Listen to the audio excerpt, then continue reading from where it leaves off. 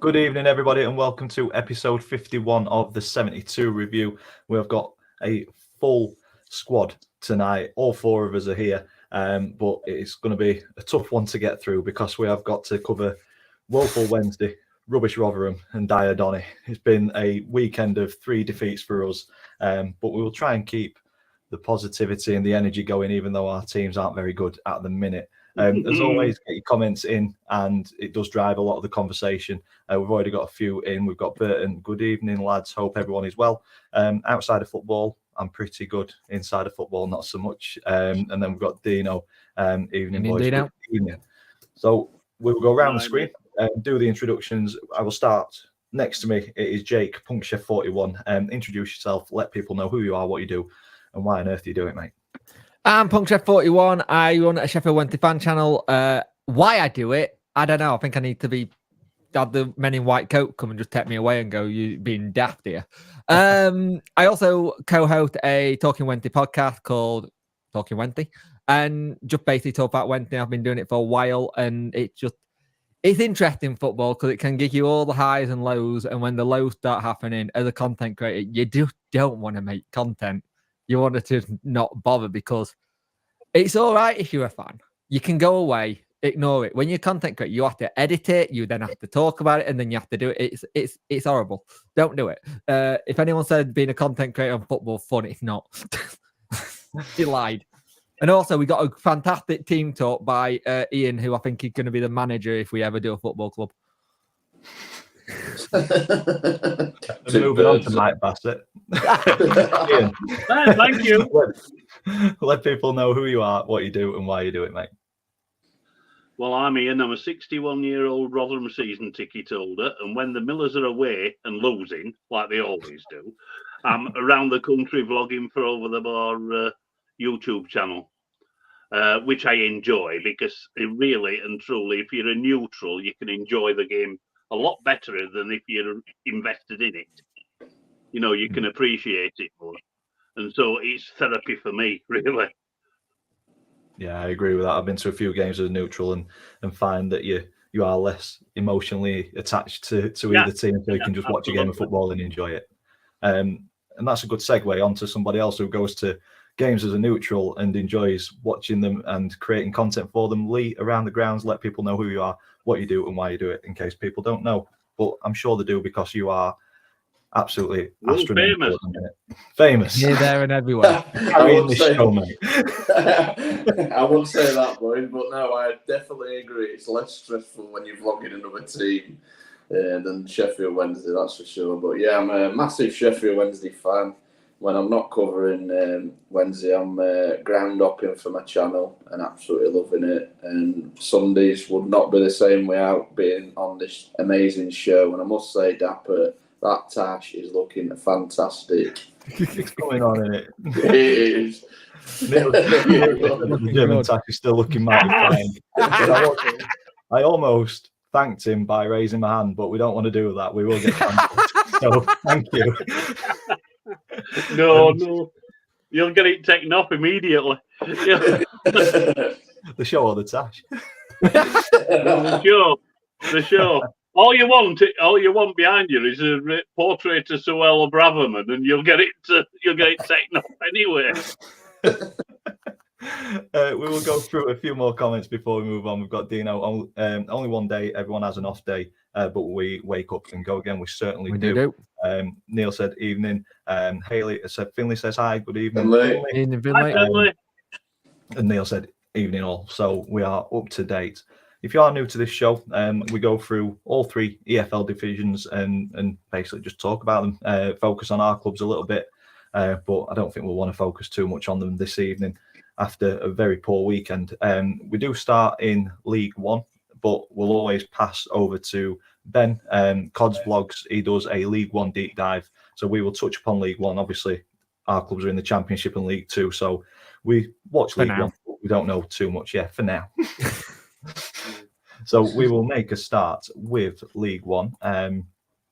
It was a decent day in there, wasn't it? Ian, any games that you want to touch on, mate, in League One? Yeah, massive result for Bolton Wanderers against the near neighbours Blackpool.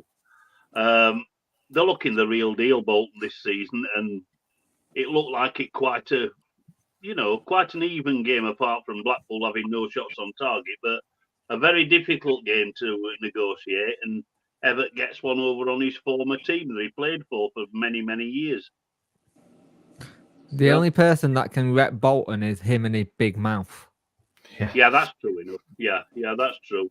But I think they've got the squad. I think obviously they've got the fan base. They've got everything in place to take a place in the Championship. And probably do quite well. Yeah, they're really showing some form now. Yeah, they are indeed. Yeah. Jake, any League One fixtures that you want to touch on, mate? Pompey Charlton. I wasn't expecting that. I was expecting Pompey to actually get just win this and go with it. But Charlton are doing what Charlton do, and they're digging in deep now. Clapton for you, Alfie May. And you look at it and you think Pompey should be winning this, but they're now starting to do what Pompey do around this time of season. They start off really well. They started to have that wobble.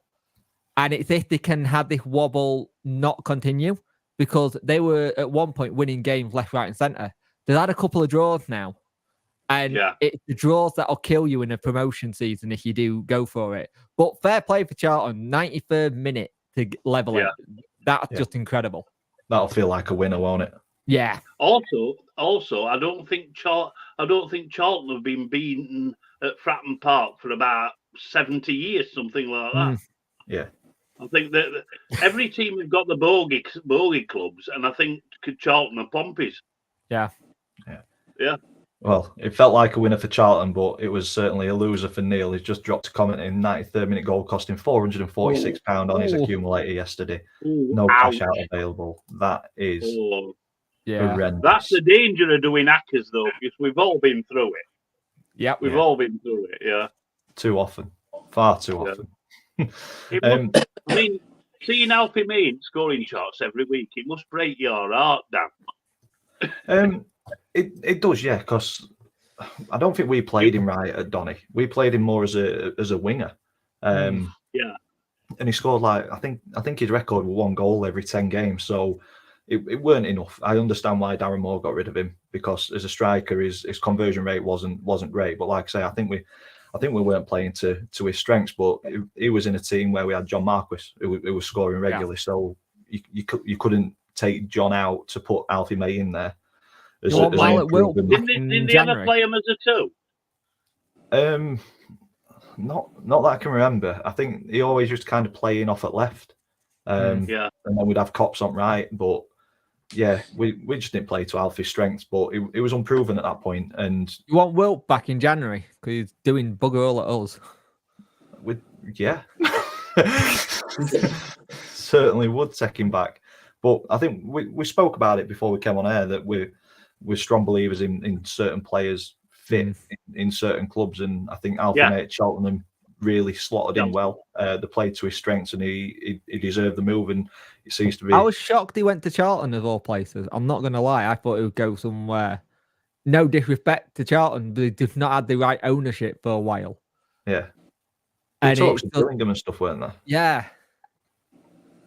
But I expected him to go to the Championship. But it seems like a sideways move to Charlton, but Charlton are a far bigger club than Cheltenham, so yeah, it is a step up. Yeah, and it's nice to see that he's continued that run of form, and I know he had a bit of a slow start, but he's scoring every week pretty much now, isn't he? Yeah. But yeah, at Donny he didn't really cut it, but we never played him in great position, so yeah, frustrating. League One, mate. Any games take your fancy?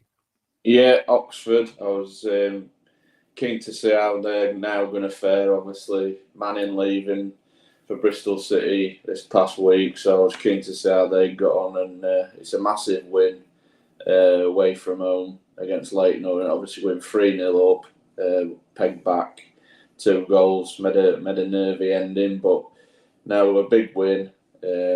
Just be interested to see how they kick on now and see who goes in there and see if they can keep on the good form that you know, I think might go back there.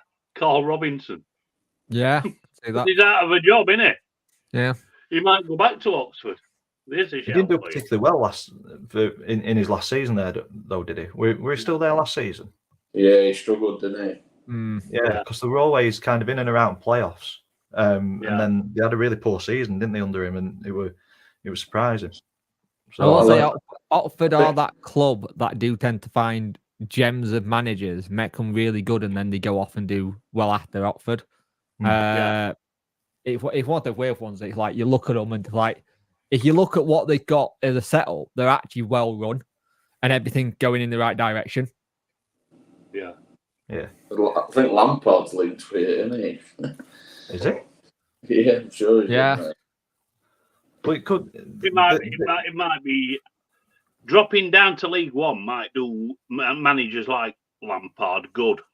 Yeah, I was just about to say that, Ian, that he's had a couple of high-profile jobs, hasn't he? Because he did okay at Derby. Lampard. But he had money at Derby. That's the thing. Yeah. Look at what clubs he's been at. He's always had a big pot of money to spend. I think if he goes to somewhere Oxford, he would have to be really shrewd in the loan market. Yeah. Just because you're a fantastic player doesn't necessarily kind of cross over to being a great manager, does it? Well, look at Stevie G. I think it's an appealing job for anyone, because Oxford obviously started the season well, so it's certainly going to be a few names that want to chuck their name in that type thing. But yeah, it's going to be interesting to see who goes in. I think Manning were getting some stick for obviously leaving him, but I don't blame him for leaving, to be fair. No, I think with football, it's a dog-eat-dog world. Managers can get sacked at a drop of hat, so I don't blame anyone, to be fair, for the moving to pastures, Yeah. No, me neither. The only I had a couple of League One games on my radar. Obviously, a great win for Peterborough, 5-0 against Cambridge. I think 3 goals in 6 minutes in this one kind of put the game to bed. Mason Clark with 2 in a couple of minutes, and then Poker on the 40th, so 3-0 before half time, and it's game done and dusted, and that's put Peterborough still in the hunt of top 2, sorry, in League One. There's not too many points between them. I think 4 points away from top 2 now, so good result for them there. I think that they're a bit iffy away from home, Posh, and I think that might cost them. But at home, they're very, very formidable. Yeah. Definitely. And the other one, well, there's 2 more that I looked at. Derby, Barnsley. We mentioned them before we came on air. We're wondering why Warney's still got a job, but I think it's results like this. He's teetering on the edge, isn't he? Yeah. I mean, the one thing that Derby have got to do is improve their away record, because at Pride Park, they're a match for anybody. Yeah. Especially if they get, nearly 25,000, 30,000 there every week in League One, which is incredible. But if they can improve their away record, they won't be too far away. No. You know what? That's the same with Barnsley, though, as well. I've noticed that League One this season, it's very much the league of teams that do really well at home, but nearly everyone got a naff away record. Yeah. I think Barnsley are exceptional with this one, Jake. I think this might have ended Barnsley's away unbeaten record this year. I might be wrong with that. I think it's flipped the other way with that. I think right in what you're saying, that kind of you've got a lot of teams that are good away, good at home, but not very good away. It seems like Barnsley just weren't at the races for this one. Yeah, it's just very unlike them. Like you look at shots and shots on target, that's normally quite high up. Yeah, conversion's not great, is it? No.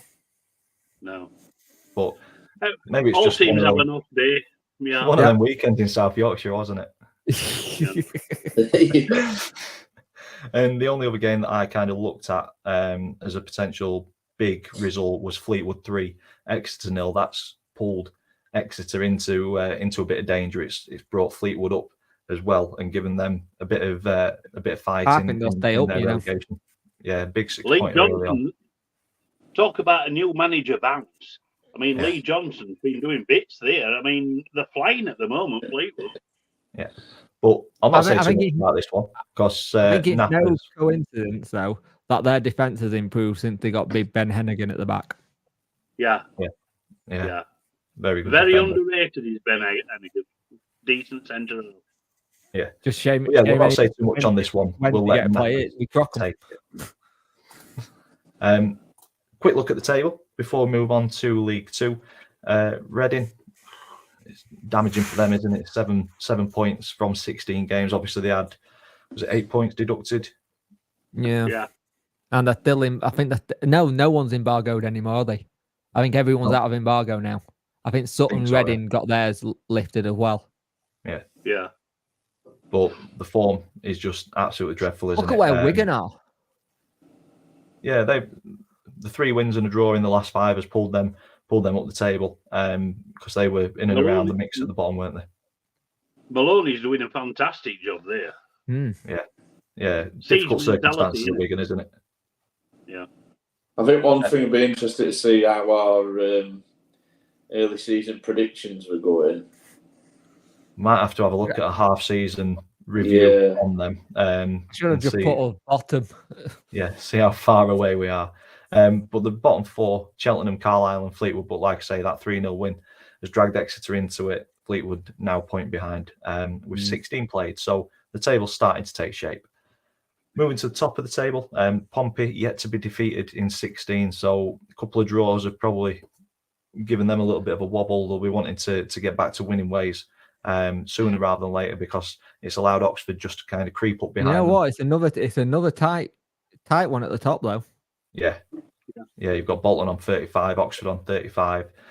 Peterborough played a game more, but they're 4 points behind. So plenty of changes in this one coming up, I think. Stevenage just still hanging in there, aren't they? I thought they are. Yeah. But yeah, the win for Derby over Barnsley has made that a lot tighter as well. Yeah. Okay, moving on to League Two, and I think the best place to start would be your trip to Grimsby, Ian. I'd rather not talk about Donny's trip down to London, so we'll start at Grimsby. Well, I had a great day at Blundell Park. I always enjoy my visits down there because the fan base is great. They're very welcoming. I always see a decent game as well. And to be honest, I really felt as though it were another bad day at the office when Morecambe scored after 2 minutes. Just a through ball by McLennan, and Adam Bay just poked it home. And after 2 minutes, a horrible start for Town. But they gradually got better and better. Holleran missed a decent chance. Revel Pike headed one over the bar when it looked like it were easier to score. So Grimsby came back into the game, but Morecambe went in at half-time 1-0 up. Second half, I don't know what the... I think is it Sean somebody and Ben Davies, the joint caretaker managers at Grimsby. Whatever they said at half-time worked because they got 3 goals before the hour. They just really came at them. Bad mistake by the Morecambe keeper for the first goal, dropped it straight at Danny Rose's feet. And then a nice sweeping move, saw Green score. And then a decent set-piece movement, saw Pike score. It was 3-1. And after that, Grimsby had chances, a couple of good chances to make it 4. But then McLennan scored near the end to make it a bit hairier. They put 7 minutes added time up. And Morecambe had a couple of decent chances to equalise, but Grimsby saw it out a bit. But look at these shot stats. That's what sort of a game it was. I mean, 36 shots. It was just end to end. It was a fantastic advert for League Two. And I really, what you want for a enjoyed neutral, isn't it? It is, yeah. What? I mean, 16 shots on target, but both sides. Busy day for the keepers. Both keepers were busy. What did you think to Morecambe, Ian? I thought they're a good side. I mean, I wouldn't think they were a promotion winning side, but certainly if they got in the playoffs, I wouldn't be surprised. Yeah. They're good going forward. They can be a bit iffy defensively, but I've seen a lot of League Two football this season, and they're a good side. I'd say definitely top 7. Whereas Grimsby, I mean, it depends on the managerial position, but they've got the talent there. I think they're currently 4th or 5th bottom. But I think, judging on yesterday's performance, I think they'll improve and I think they'll be okay. But yeah, I really enjoyed it. It was nice. Yeah, 7th now. They turned it around since the start of the season. They really managed to just find a form and just looking like they could be that team that go on a run right near the end of the season. Yeah.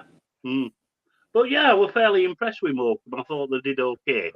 But I mean, you get fits and trots during the season. They'll probably be a bit disappointed they didn't get a point, but they've got to brush themselves down and move on. Yeah, that's it. Moving on to my team, Doncaster Rovers, and it's another away day defeat. It seems a constant at the minute. We're not too bad at home. We're not too good away from home, and from all accounts, I didn't go down to this one, but from everything that I'm reading, seeing, or hearing, we just weren't at the races yesterday. We didn't match them. We didn't match Wimbledon for their intensity or their pressure that they put on us in the first half. It sounded like it was quite a scrappy first half. No keeper really had to make a save, but I think Wimbledon just kind of made the ball stick a little bit better, moved it around a little bit better, but didn't do too much with it. I mean, you look at the stats, and Wimbledon had 5 shots, only 2 on target, and they've scored both of them. The second one, absolute wonderful goal. Can't take anything away from that. A wonderful strike. Anderson slipped from a questionable header back into the middle of the pitch, and Anderson's trying to clear it. He gets pressured by Al Hamidi and slips. Al Hamidi picks it up, a couple of touches, and then he just rockets it into the top corner. And even with the two players sent off, I know one's on the 95th minute, but the first one on the 72nd, you'd think we'd put a bit of pressure on and show something, but just had absolutely nothing. Grant McCann's come out and said that he just couldn't smell any sort of anything from the squad, any sort of passion, desire, pressure, no determination. Just for it. Yeah, just missing something yesterday, and it shows with his shots. 8 shots, 1 on target. You're not going to win games like that, and I think we're in a position now where I think we were hoping that we were going to get a really good season, but I think the rot has been setting in for so long, for so many seasons, that Grant McCann's got a massive job to turn this around. I think he's recruited really well. I think we've got a lot of young players that have got potential. I think we've obviously got a lot of injuries, which has impacted our season. Yeah. But I think we need to really be looking at next season, recruiting in January for another good defender, possibly another midfielder that can create something, because I think the strikers are feeding on scraps sometimes, and just get that bit of confidence and belief away from home. If we can take what we do at home to other grounds, I think we'll be fine. I think we'll be fine anyway. But I think that would probably just elevate us from a mid-table finish that I'm seeing at the minute to potentially top 7. We're not consistent enough, and it's not great. I will say. Sorry, Sorry. I think that were a rotten time to concede a goal, though, just on the stroke of half time. That just changes the half time team talk, doesn't it? I think if they'd have gone in at 0-0. Zane Westbrook's come out and said that as a squad, individually and collectively, we just weren't at it. So he said that the start of the second half relatively well, and the second goal came against a run of play. But I think we got just what we deserved yesterday, and it's one of those that we've got to just take on the chin. Yeah. Luckily, we've got a game Tuesday. We've got the FA Cup replay against Accrington, so hopefully put that right and get a tie at Salford or Peterborough, and then we've got a break on the international break. The Walsall game's being postponed due to international call-ups for Walsall, not for Doncaster. So we've got a couple of weeks off, which will hopefully get some of the injured players back. I will say that you were always going to struggle when Coppinger finally retired. You'd never had a plan to who were going to replace him. You never had that air of person, because you all felt like you were just going to keep going. And I think I spoke to a lot of Donny fans. I've got Donny mate come from there, and a lot of them said that we just never saw it coming or when it was coming, and we should have done. And a lot of fans said we'll struggle the moment we lose Kopp because he was Mr. Independent. You couldn't replace him. He was just reliable. He was creative. You knew that there was always going to be something from him. I mean, me and Lee have played alongside him in the Eves Trust game, and I think he could still do a job in League Two. I don't know if you agree, Lee. Yeah, I agree. To be fair, I think you can, to be fair. I don't know. No, I agree, mate. He's just an absolute luxury player, isn't he? And yeah, I certainly think he could have, even if he's not starting, he's someone to have in the squad. I think it'd been ideal, but I think you've got to move on and try and just get these consistency now. I think that's the key for Donny Rovers, isn't it? Yeah, that's it. I mean, Neil's come in and said that win a few on the bounce and you can rocket up the table. We'll see the table in a short while. It is very congested. There's only 7 points from Donny in 19th to 7th place. It is very, very condensed this season. So I'm not too worried. Thomas has said my pre-season prediction of 10th is starting to look overly optimistic. No, I think 10th to 12th is probably about right, because you look and we're in 17th or 19th, I think. But there's so little points between us and top 7. A couple of wins and we'll be fine. John, I've just seen this comment. Do you have a way that I can donate a few quid towards your wedding? Honestly, thank you so much, but there is no need whatsoever. Just the fact that people come onto this show and watch us rambling about football is more than enough. I'll take money from the business that I work for rather than people who are giving up their time to watch us talk about football. But thank you for the offer. It is much greatly appreciated. Okay, let's have a look. Any League Two games that you guys wanted to touch upon? Jake? Just one. Oh, good. Go on, Jake. Mansfield Town getting 2-1 win versus Salford City. They're looking like they could finally be their year where they could actually turn this around. I'll just stop you, Jake. I just want to let people know that Anthony is lying. I ain't got 2 pennies to scratch my arse with. He's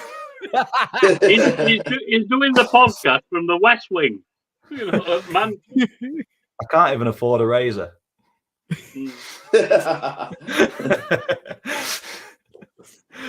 Go on, Jake. Salford Mansfield. I think Mansfield Town finally could actually get it this season. Could they recruit well again? I think at the back they made a smart decision with getting Aidan Flint in, and they just look like they're ticking along now. And I don't think you're going to get that situation where you get at like Christmas time where it's going to all come crumbling down. I don't think they've got it in them this season for that to happen. Salford, they got the early lead, but they got back into it. But you look at how they're playing Mansfield, they just look like they want this season. Yeah. I don't know what changed. Something changed about this season and that team. And I don't know what it is. Mate. That's what it is. Yeah. It wouldn't surprise me. Cloughie just got in and said, chip on our shoulders now, lads. I'm sick of this league. Let's just get out of here. We've been close so many times. Let's just fuck it off and go. And it wouldn't surprise me.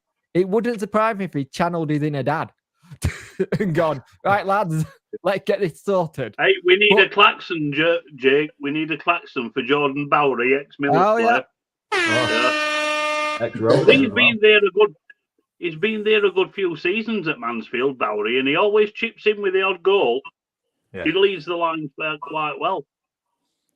I agree with what he said as well. Best team that I've seen down at Eco this season, by a long shot for me. Mansfield, Salford. I think their 3-0 win at the Eco was probably, I won't say undeserved because obviously they scored 3 goals. Matt Smith scored a hat-trick. I just felt the 3-0 was probably a little flattering. They deserved to win, but probably not by 3. Mansfield were unreal down at the Eco for me. Lee, League Two, mate. Any fixtures take your eye? Yeah, you just can't not bypass Stockport County. Fantastic. Stockport's a new Bradford for you. I've Bradford. My notes here. You Off you can't go. not mention them, can you? Fantastic result. That coming from behind twice to win again is absolutely unbelievable character. Yeah. And they just seem to have gone on another level this year. You touched on Mansfield, and I think Stockport have realised, obviously, the disappointment of last year, missing out and getting so close. Recruited well in the summer, and after a slow start as well, they've kicked on and they're scoring goals for fun in this league. They are indeed. I saw earlier a post from the Scarf Bagara War on Twitter. Yeah. It posted so many games. Which one was your favourite? I can't remember how many there was, but it's just win after win after win. They're a winning machine, aren't they? Yeah, It's unreal, I mean, isn't it? obviously it only gives us the last 5 on the league, and it's all green, which is frustrating to see as a supporter of a fellow League Two team. And that's without Louis Barry. I think he's injured for a spell, isn't he now? Yeah. He's had to have an operation, hasn't Yeah. he? Yeah. Neil's the statue at Valley Parade is on hold at the minute. Neil, I'm back covering Bradford Saturday. Don't worry, mate. Oh, I don't know. You might be upsetting the locals now, mate. Statue's currently getting transported to Stockport. You know, when you go to the places in America where they take a picture and say you're barred, you're just going to be on a wall, it's chucking your picture on a Polaroid. Well, do you know what shades it? Do you know what shades it? Stockport's pies, because Bradford food is absolutely dreadful. You know what? I thought you were going to shove knife in and twist it and say fan base. Yeah.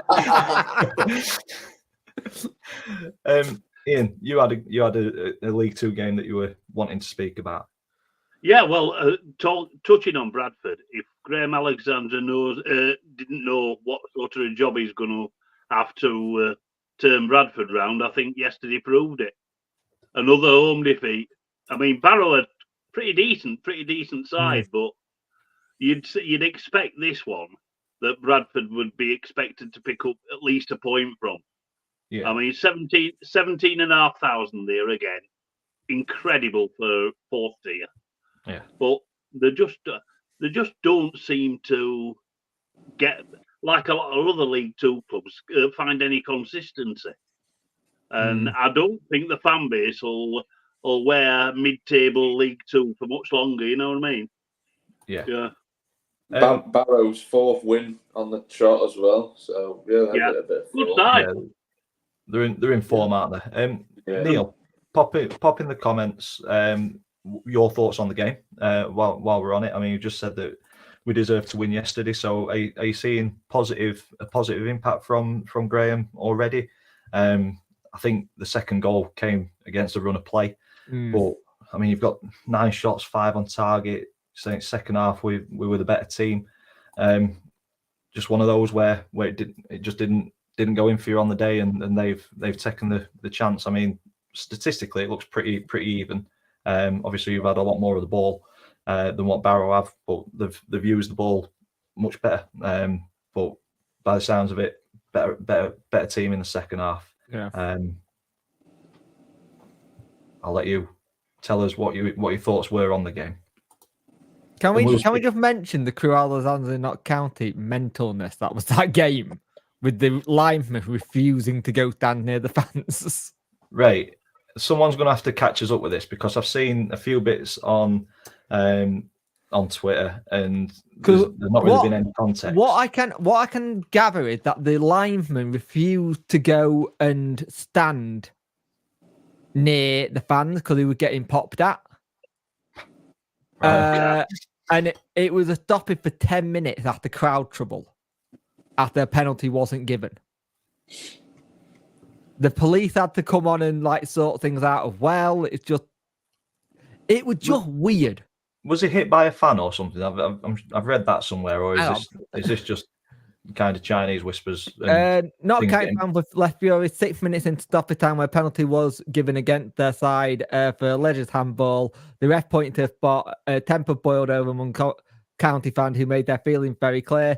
The decision came after the match original referee was forced to be replaced by the fourth official, Richard Wynn, because he pulled his hamstring. It was alleged that the Notts County fan started throwing projectiles onto the pitch before chanting the word, including cheat and wanker. And then there was a lengthy stoppage, and they had to stop it while everything happened. And I understand it. You don't want to go and get hit while you're doing your job, but at the same time, it's mental that this seems to be happening more and more, where a game gets stopped for this kind of reason. Yeah, I completely condone throwing any sort of projectile, be it a bottle, a coin, whatever it is. How you managed to get a bottle in and take the coke lid off? It's impossible. Yeah, normally it's a bottle without a lid. But I think, I've never got the mentality of throwing stuff at people. I think as a ref and a linesman, I'm sure they must be getting trained to deal with verbal abuse. Not that it's nice, but I think you, like Ian said earlier, when you're watching your team, you're emotionally invested in it. You see a call for offside or a penalty given, and instantly you see red if it's against your team, and you probably look back at it later on and think, you know what, referee's got that spot on, or you look back and think, you know what, I was right in my frustrations. Well, I saw the incident. I saw the penalty incident, and I would have given a penalty.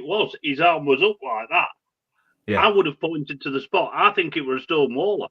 But be that as it may, Notts aren't going to come out of this well by the EFL. They're going to get massively fined. Yeah. I think it's the stupid thing where football is one of these things where a fan has his right to say what they want to say within reason. They paid the money. Yeah. But at the same time, it's the only job where it seems accepted as a linesman, a coach, a player, where your workplace, someone's allowed to call you something, and you have to accept it. If someone walked up to you and said that to you at work while you're doing your job, you'd probably punch the lights out or get in the face. Yeah. You're allowed to say something back. In this, you're not allowed to say anything back. Yeah, you've got to try and remain professional, haven't you? Yeah. Yeah, it's a hard job. But they won't get abused if they were better at it.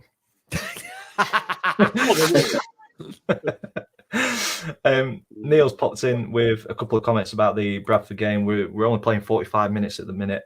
Caught us on the counter for their second goal. So yeah, it sounds like they were pushing for the win, and Barrow have caught them on the counter. Is that you putting your name? Is that you putting your name in to be the referee at the truck game then, Dan? Not a chance. Wouldn't be a referee or a linesman if you give me a goal pig. It's a very tough job, and it's a thankless task as well. But yeah, ref pulled the hamstring, stopped play while Notts was heading in, and then the place went nuts. So Neil's confident that Graham Alexander will turn it around at Bradford. Trust me, lads, we'll be up there come the end of the season. We'll take time to get over the gloom of the end of the Mark Hughes reign. Yeah, true. I'd agree with that. Yeah. John saw a video, all kinds of police had to come on. You lot take your footy too seriously at times. It's a religion, mate. It is. You can't take football too seriously. Do not put a comment in saying it's only a game, because it is really not. Yeah. What would it Bill Shankly said? Football's not a question of life and death. It's far more important than that. Yeah. I've tried explaining to our lass about it, but she's just not having none of it. This is where I looked out. Okay, this is where I looked out, because our lass absolutely loves football, and she'll sit there and watch it and she'll sit there and get all irate and stuff. And for her, since she's a Celtic fan, so she watches all firms, she doesn't watch them anymore because she gets too angry and she has to leave the room before our little one picks up new words that she's not allowed to. Well, Jake, your lass is a unicorn protector. Yes, I will. What about your Mrs. Lee? Does she like football? Spurs. She'll love a Spurs game. Last season, don't know, yeah. But last season, Hugo Lloris got it quite a lot because they were absolutely shocking, and she was glad to see it back of him. The abuse he got, It was quite comical. And I first took her to a Spurs game. It was against Leeds United, and we were sat just behind the Leeds fans. And she started calm and then ended up flagging him down at the end. So I'm quite proud of her. You're like, well, get off her. Yeah, exactly. It's not her that's going to get a punch. It'll be me. Yeah, you're going to get my head kicked in. Get up. It was like a proud husband moment. I was like, go on, girl. And that's why our lass isn't allowed to go to the football with me. John said that he's American, but not dumb enough to say it's only going to a bunch of UK football fanatics. Love it. It's a safe space, John. You can have a bit of banter with us. We're more than happy. Okay, before we move on to the championship, we'll have a quick look at the League Two table. We'll start down at the bottom. Sutton and Forest Green drop in. Well, Forest Green drops into the bottom two. Sutton still rooted to the bottom on 11 points. A great win for Tranmere. Good win for them. Forest Green 3-0, and that's an early season 6-pointer, isn't it? And it's ended a horrid run of form for Tranmere and pulled them out of the bottom two. Thoughts on Grimsby quickly, Ian? Enough to pull them away from that? Yes, I'd say they have got enough. Yeah. I think they're quite formidable at home. I don't know, their away record's fairly poor, but having said that, they've just come off a run of defeat. It depends on who they get as manager, who can galvanise them. But I think they've got too much to go down. Yeah. John's asked from a newbie's point of view, why only 2 up from the National League? I believe it's because National League aren't part of the EFL. I'm not entirely sure. Do you know what? I will do a bit of research and we'll talk about that next week, where I've got a better answer, because I'm not entirely sure. I don't know if you 3 guys know, because obviously there's 3 up, 3 down from the Championship. There's 3 up, 3 down from the Championship, 3 down from the Premiership. 3 up from League One and 4 down. 4 up from League 4 down from League Two, and 2 down in League Two. Yeah. It's always been that way. That's the non-league pyramid. I think every league is that. I think in League Two it's every. I think from League Two onwards, I think the pyramid it always goes 2 up, 2 down. Yeah, National League North and South. Is that so? But for me, I think it's time we have the 3. You look at last season. One of Notts County or Wrexham, if obviously they both went up, but one of them could have missed out for such a fantastic season. I know you're not given a right to go up, but I just think it needs to change, if I'm honest. I think the 3 up, 3 down would be perfect. Yeah, 2 automatically and 1 from playoffs. Yeah. Or something like what the Scottish League does, where there's a playoff between like the highest. The 3rd place team from the bottom. What happens in Scotland? What happens in Scotland is you get the champions of the Highland League play the champions of the Lowland League, and the winners of that play the bottom club in Scottish League 2. In a winner takes all, just one game, and then the winner of that gets the obviously SPFL place. Yeah. So something like that, but I hope that's kind of answered your question, John. But then it's weird because he's just committed. It's like League One, you've got more go up, more that go down. So I don't get that one. I've never understood that. It's always been the same with League One, or to put it in my task, the old 3rd division. Right, there's always been 4 that went down, and 3 go up. For some reason, I don't know. I can tell you've been at work today, Jack. Jesus. I'm afraid to tell you, Worko, that it wasn't a cartoon episode in your head. This weekend has been real for all 3 of us. Moving to the top of the League Two table, Stockport running away with it at the minute, 5 points clear, and don't look like they're going to lose a game to the end of the season at the minute. Wrexham trying to keep hold of the coattails at the minute. In second, Mansfield yet to be beaten this season, which is a great start for them. Like you said, Jake, it seems like they've really switched in mentality, and it's a case of this season we are going up regardless of what anybody tries to do. one of those three places is going to be ours. And I think they're Yeah. putting themselves in a really good position to get there. Playoffs, Look Crew, at Crew. the Crew have had a entertainers of League fantastic Two. season. Yep. Yeah. Notts County, Barrow Look at doing Morecambe. really No, well, and coming up. Morecambe as well. Yeah. Lovely stuff. So that takes us on to the Championship. And this is where I stop talking too much and pass it over to. Do we want to go from bad to worse or from worse to bad? Shall we start with Chef Wednesday or Rotherham? Who wants to go first? Well, if it's worst, it's us, isn't it? We'll go to Watford then. Ian, it's all yours, mate. Well, luckily, I was at Grimsby watching a decent game of football. Now, that's something you'll not hear very often. and not our latest away capitulation. The defending for virtually every goal were obscene, in my opinion. There's no covering, no tracking back, nobody made a challenge. And so the cross came in for the first goal and he had a tap in. In fact, it was the same with the second goal. Exactly the same. No challenges, just run through, unchallenged, cross, goal. Half time came. Did we improve? No. If anything, we got worse. I don't know. I don't know if it's a mindset thing because we put in a decent performance in a creditable 2-2 draw against Ipswich in midweek, which I thought, and Lee were there, I thought Rotherham played pretty well in that game and deserved the point. But it's every time we go away from home, we just don't compete. And I mean, there's been rumours on Twitter today that Matt Taylor has been sacked, but that's come from the Daily Mail. And you know how truthful that paper is.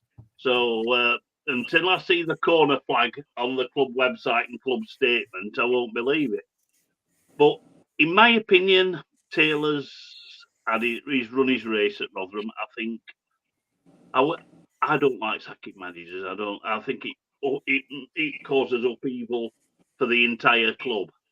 But I think in this case it's warranted because you cannot go from a half-decent home record to an absolutely woeful away record.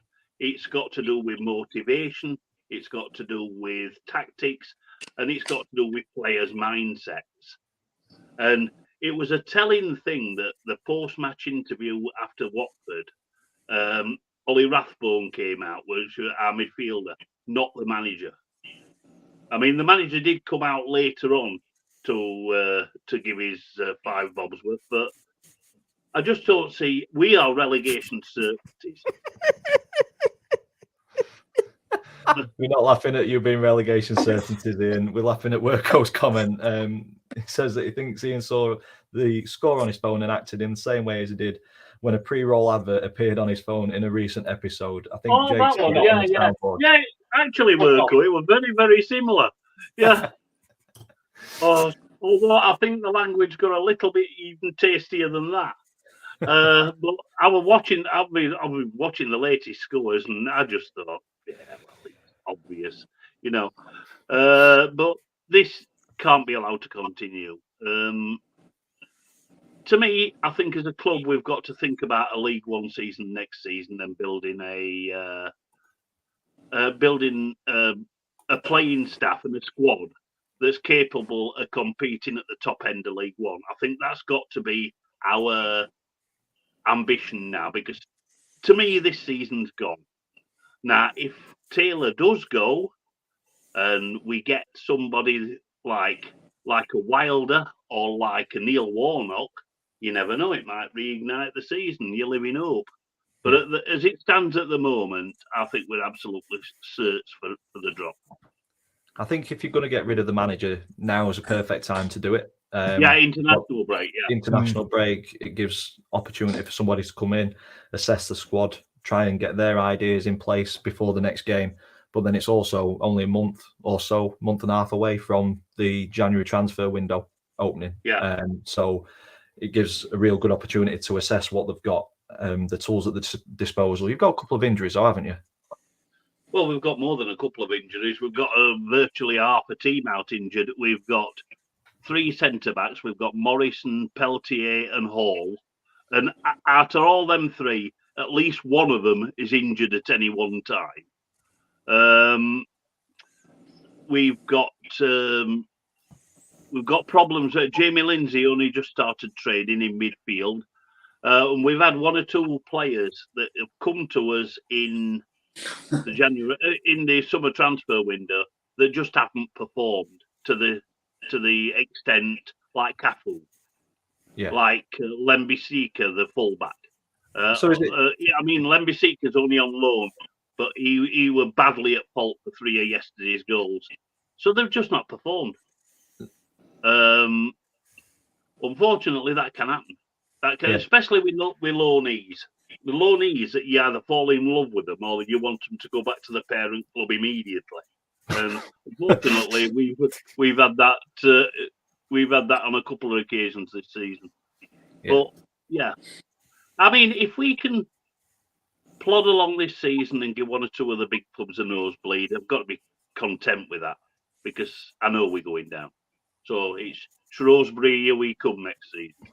I think the only saving grace in at the minute is Huddersfield are looking horrible, absolute diabolical at the minute. Can't seem to buy a win. Struggling to even get draws at the minute.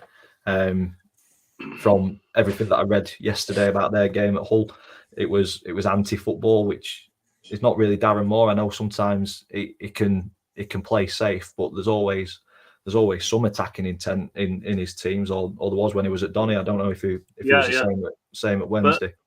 But I will say now, I'll make a statement. If Matt Taylor does go, I do not want Gareth Ainsworth anywhere near my football club. God. Ian, he was sat next to me on Tuesday night. He didn't hear me, did he? No. Or he's choosing not to bite. He was sat next to me last night, Tuesday night, having a pie, mash and peas and gravy. Said it were really nice. He's interested. He'd be interested if he were called up for it. He'll probably be interviewed, but I don't want. Oh Christ, I can't watch that. I just cannot watch that. Do you really want to? Got some flowing locks. When he were Wickham manager, we played him a couple of times in, I think it was League One, and he didn't just park the bus; he parked a fleet of them. Are you definitely manager out then, Ian?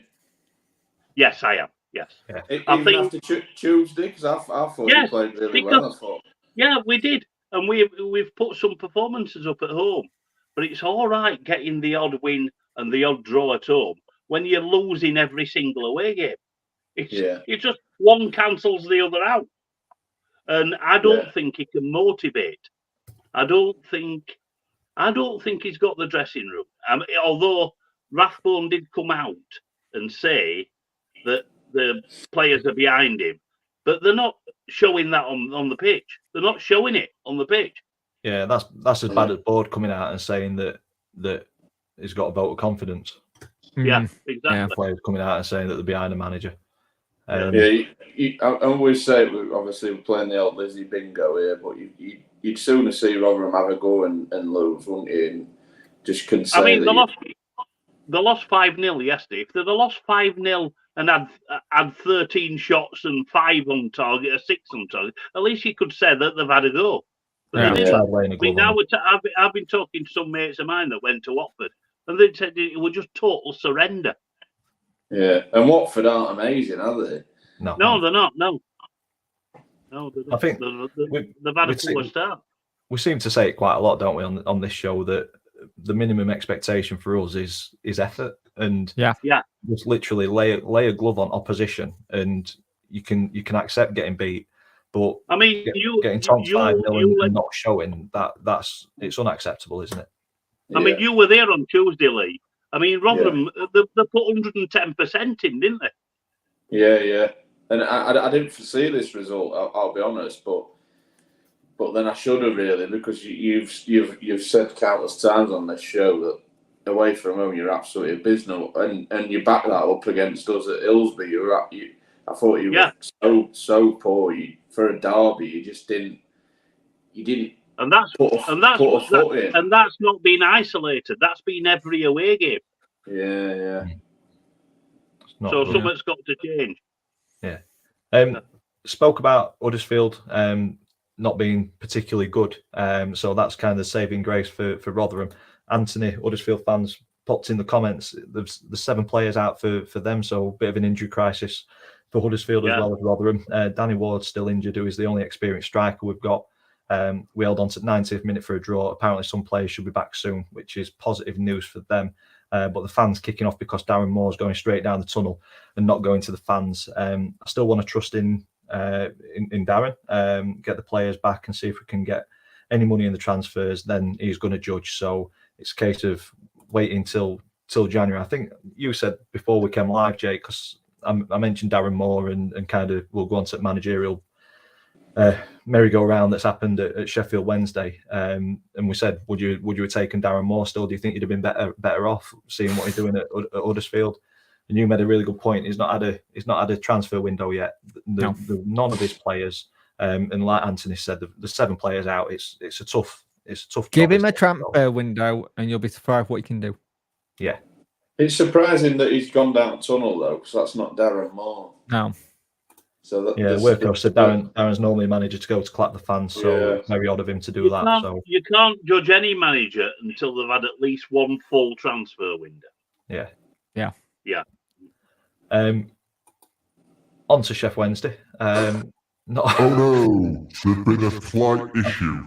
If you pay me £100, I will possibly do a review of this said game. What chance he'd come? But I think the noise that Lee made kind of sums up this game. I don't know. Get your klaxon ready, right. Jakey. Yeah, just try and sum it up. So there's obviously a bit of positivity starting to come into Chef Wednesday. Danny Roll seems to have brought very simple, Dan. It's very simple, right? In the summer, we needed a complete rebuild of a squad. We went on, I need a manager because my owner's a batshit crazy man. So we got a new manager in. Brilliant. We think, he might do something, got a promotion on his CV. Bear in mind, Danny Rule was on the shortlist for said game, said manager's job. Sicko comes in, couldn't manage himself out of a paper bag, right? You bring Danny in, it looks like it's better, and it looks like you're starting to see improvement. And we have seen improvement since Watford, Plymouth, Rotherham. There have been improvement, but he's still got a set of players who are League One players only. This game was one of those games of one club can finish the dinner, one club can't. Yeah. Before their goal, the first goal they got, we had a glorious chance to make it 1-0. Young lad Anthony Vasaba just hit it wide. He should have placed it. They go up the other end. They get a corner. It's a free header. It's a goal. The defending for that is absolutely woeful. I'm expecting Danny Rule to be bald by the end of this season if that keeps happening. You cannot let a manager, a defender, leave a free man, especially when you've got the likes of Bambo Diaby at the back, who's a tank. He's an absolute unit. Yeah. You then look at their second goal. Again, it was another one of those situations where we'd gone for it. It was a Patterson chance. Gone for the Patterson chance. And they've gone good. 2-0. At 2-0, this game was dead. And there was nothing Dawson could do about that second goal. It was a stunner. It was an absolute stunner. When they have a habit of playing really good football, but not being able to get the chances. Because up until the first goal, I thought it was a really interesting game because both teams were going for it. We go 2-0 down, we were never coming back from it. Not in a million years. We go 2-0 down, we're done. That was game. Yeah. Second half, the only bright spark about the second half was Bailey Cadamartri coming on and doing more work than all our strikers had done all season. He's the son of Danny Cadamartri. Looked like he's a proper talent, got in position, made him cause saves and everything. Wes Harding scored. Hey, what is it about Wes Harding? He scored 1 league goal in 109 appearances for Rotherham. He's got 3 in 7 starts for Millwall. It's insane, isn't it? And but you look at the way he got the goal. sorry, Dawson, you're a boyhood Wednesday fan, and I get that, but you got to hold on to that. You can't palm it out into someone into the box. They're going to score. But again, I shouldn't be having to go at Dawson at the same time. The whole team should be having to go at each other for how they defended. You can't let someone get a cross in. And the last goal, and ironically, this was a player me, Dex, and Jack were all talking about when they could bring in on loan in the summer. It's a cracking solo goal. Another fact. Wrong one. But it is the situation. Now, I understand, right? Fan frustrations. I get it. I'm frustrated. But you cannot blame this on Danny Rill. None of this is Danny Rill. There's only one person and one person only, and he's in Thailand at the minute. This is Chansiri. You make a team be the headline of everything. Every time you do something, it's going to cause problems. Yeah. Now, you know it's bad when the MPs are now talking about Chansiri in the Houses about how football needs regulation because of what he said. I am sorry, but if anyone can defend Chansiri, I don't know how. I will always respect the man for putting in all the money he's done. But again, that's his job as a football owner. You put money in. I'm of the opinion, I think most other Wednesday fans are. We are down. There are 90 points, but in our head, we're down. If we can get a miracle, then great. But he needs a full transfer window to get rid of the Dev Wood. There were so many players in that squad that needed replacing and changing, and it's not happened. We're going to have the issue soon, like Donny had with Barry Bannon and Coppinger. Yeah. We haven't found the next one yet. Barry Bannon's been here since 2015. Chansiri's been here about 9 years in January. I love this team for trying to give it a go, but people calling for Danny Rill's head is a joke. Yeah. There's only one person to blame for this, and he doesn't want to speak to anyone anymore. When we went up, he was all wanting to speak to the media and everything else. Now, it's getting a bit tough, doesn't want to touch it. It's probably better that he doesn't talk at the minute, mate. With stuff that he's been coming out with. I think a lot of the announcements and club statements and stuff's been damaging for Wednesday, and that's just me looking from the outside in. I think needs his email account locking out. Yeah, the upheaval in the summer has just set your season off really on the wrong foot. And like Worko says, it's not on Raw, it's on Chansiri. But if we stay up this season, it'll be a miracle. Yeah. It'll be an absolute miracle. There are 90 points. Now, we've got the chance to have an international break where you can finally have 2 weeks working with these players. This could be make or break of us staying up. Yeah. It's going to be a tough one. What's your next game, Jake? Birmingham. Then Leicester. Oh, we've got an easy one. It's Leeds at home. Well, I think our next 3 games are Birmingham, Leicester, and then it's who is it? Hang on, Blackburn Rovers at home. We've got 2 back-to-back home games, but Birmingham's our first game back. On the plus side, Birmingham look a little bit crap, so we might actually sneak something there. Yeah, it's Wayne Rooney's Birmingham City, not Birmingham. Before I ask Lee your thoughts on Wednesday and the game, Anthony's asked a question: how do you find another Bannon or another Cops or another Hogg for Huddersfield? He doesn't know if that kind of player exists anymore. I think they're around, but they normally get snapped up early into people's academies. Yeah, and it's not so much about like the player themselves as like the quality that they've got. I think it's the loyalty to a club as well. I don't think you get loyalty too much in football anymore across the divisions, and completely understand it. If somebody's going to pay you twice as much to do the same thing, you're going to take it, aren't you? Yeah. Lee, give us your thoughts on Sheffield Wednesday and this game in particular. I think a positive to come from it. Danny Rill is learning a lot about his squad and who he can trust and who he can't trust.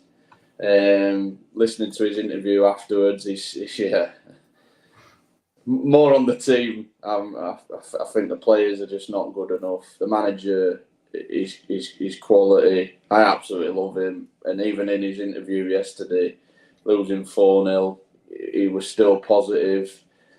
Speaks so well.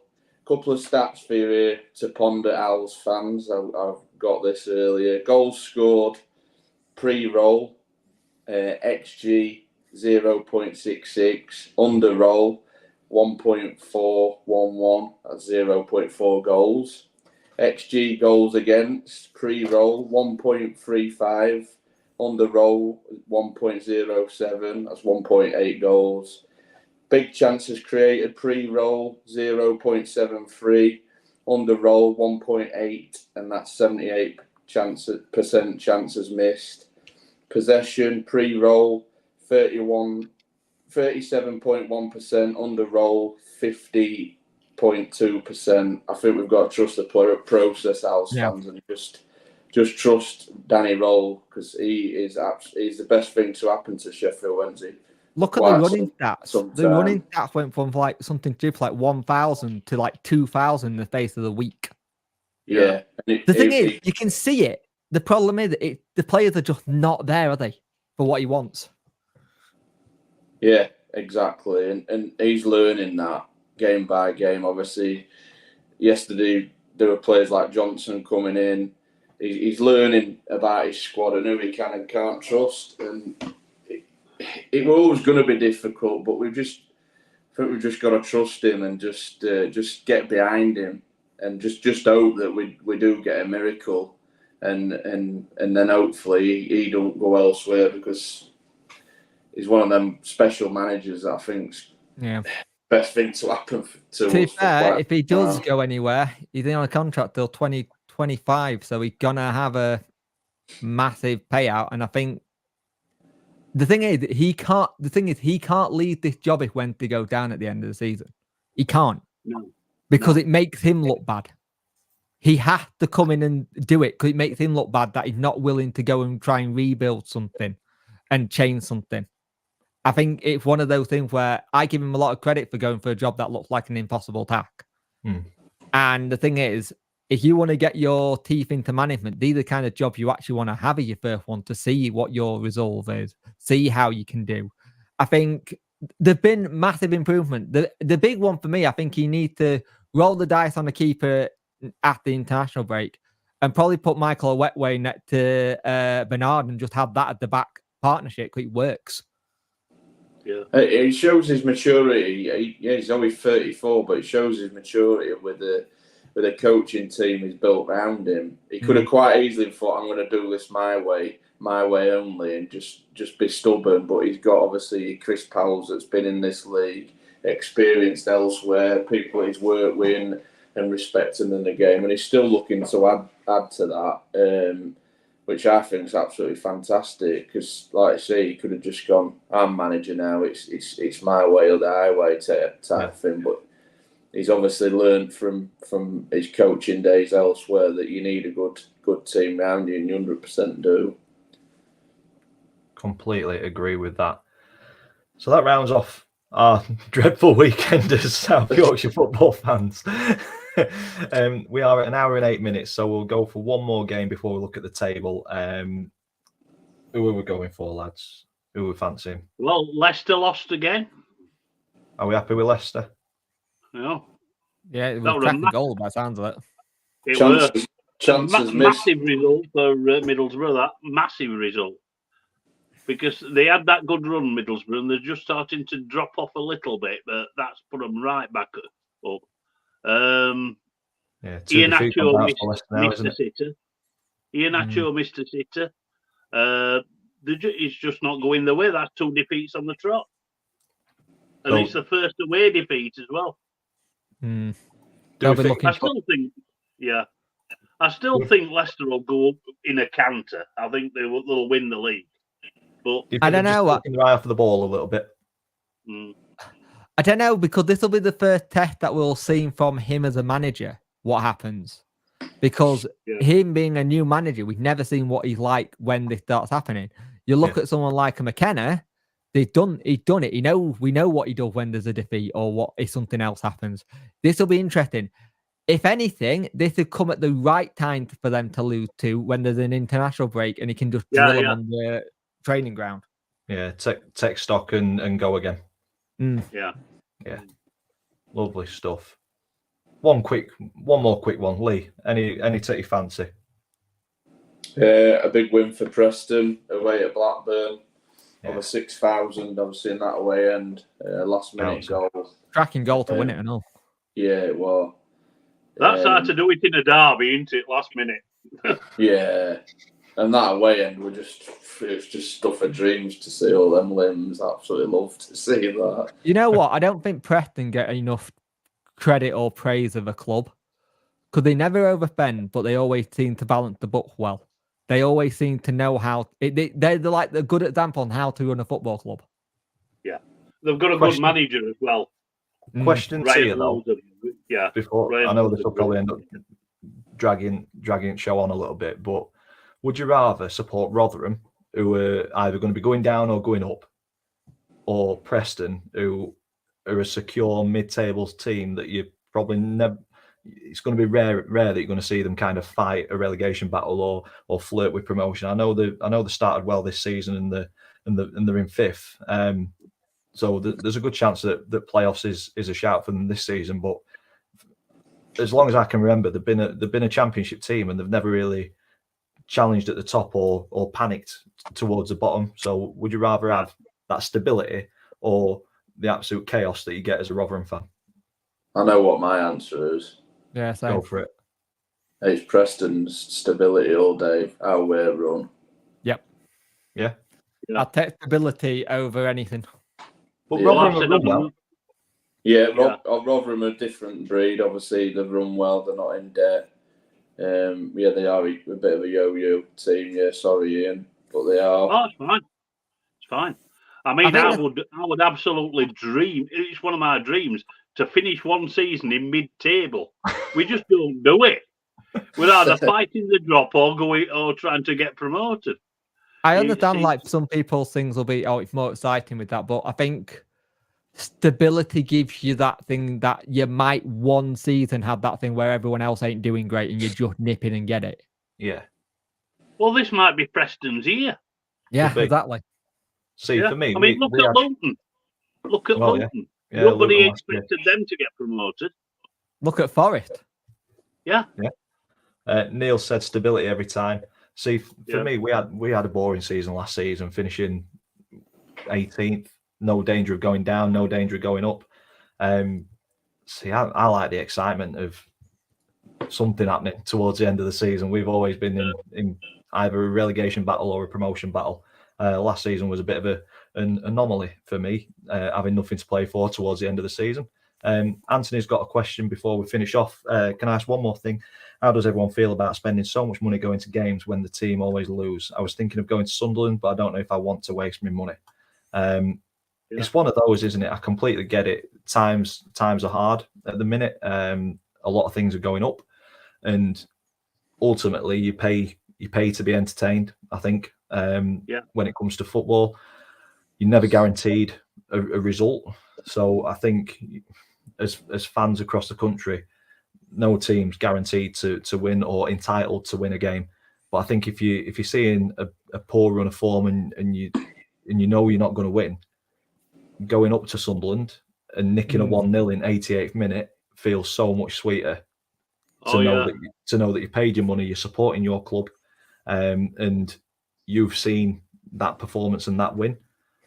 Whereas you could be sat at home and think, I wish I'd have gone.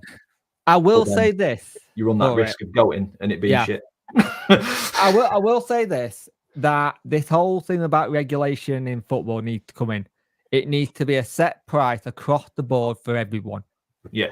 No one gets to make everyone makes the same amount of money on away fans. Everyone makes the same amount of money on a home game.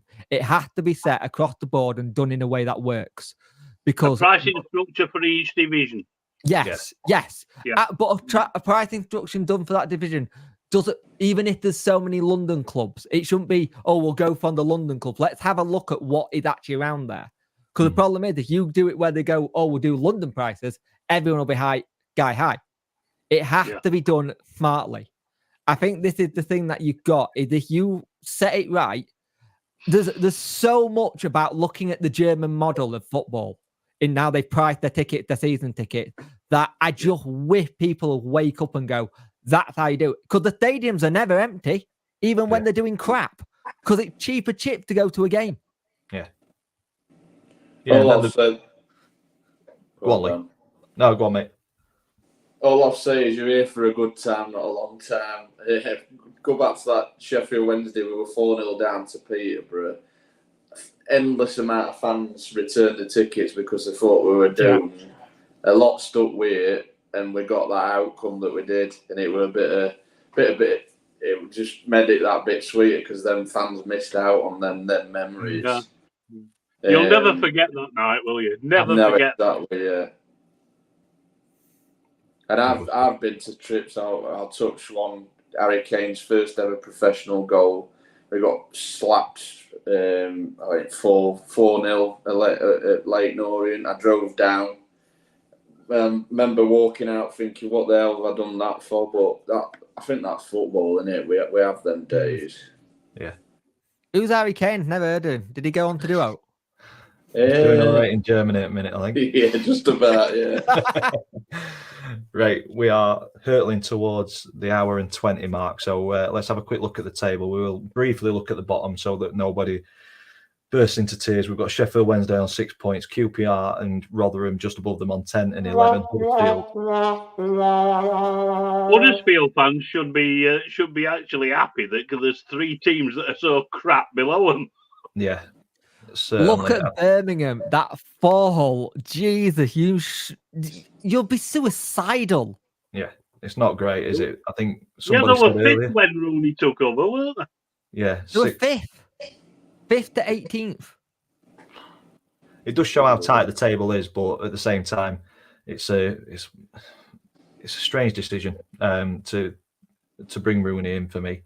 I'd be so interested to ask Birmingham fans just across the whole, say, stand outside ground and just ask if for a toss of a coin whether you'd have Eustace back or Rooney. Lee, that sounds like that's a video for you, my friend. Go find a Birmingham game. It's off to Birmingham. Go with your mask on though, because there's lots of asbestos.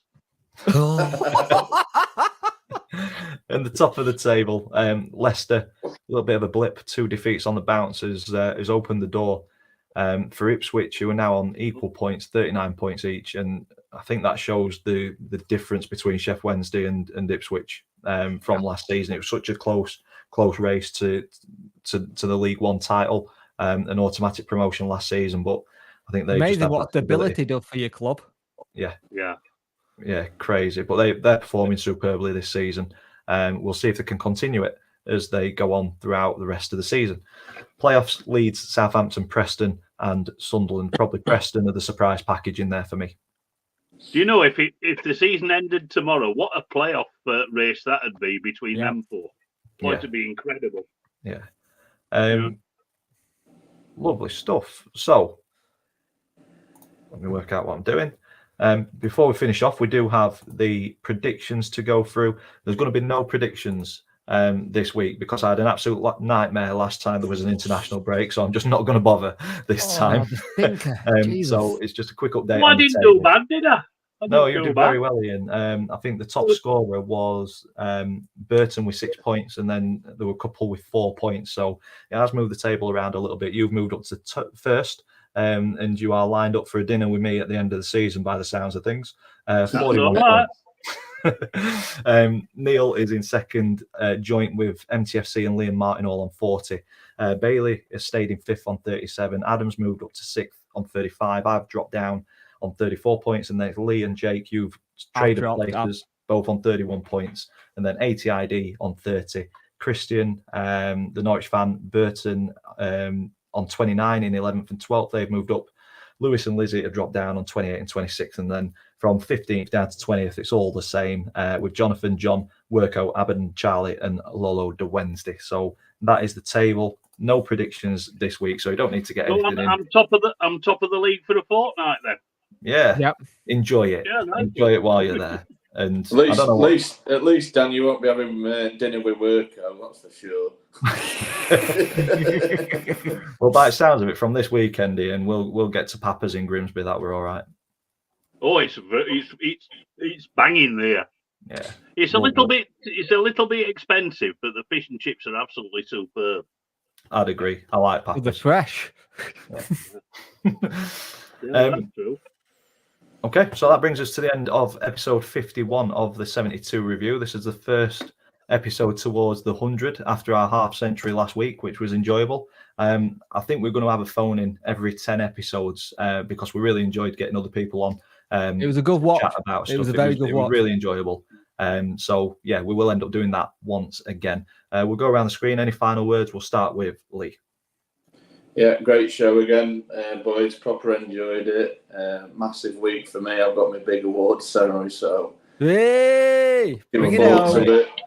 Bring it on. Hey, are you vlogging it, Lee? Yeah, I've saw it. Yeah, I want to see you win a dicky boat.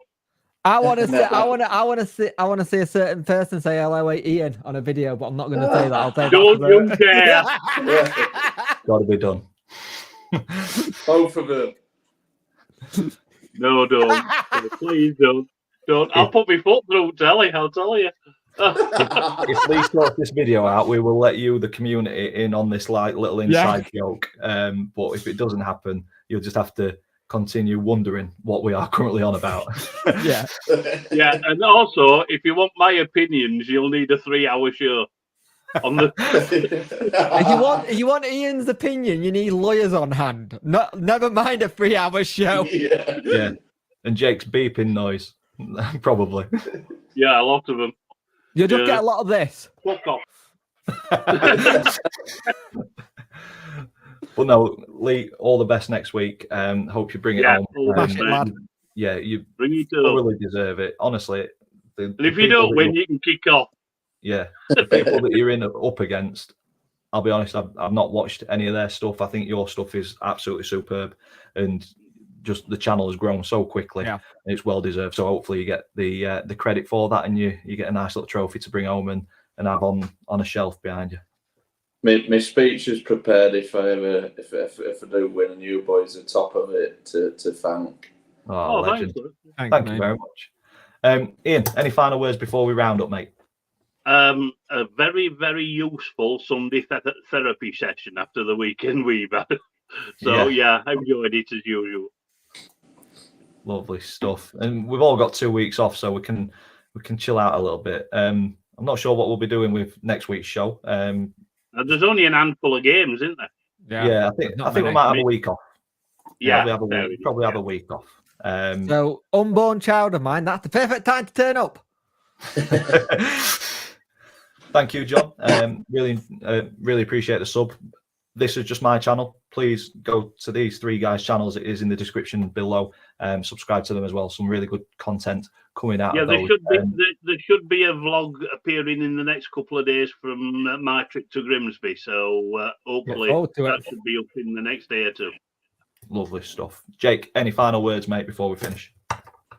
At the end of the day, football can be annoying, it can be cruel, it can be amazing, but the one thing that brings us all together is friends, and we all just no.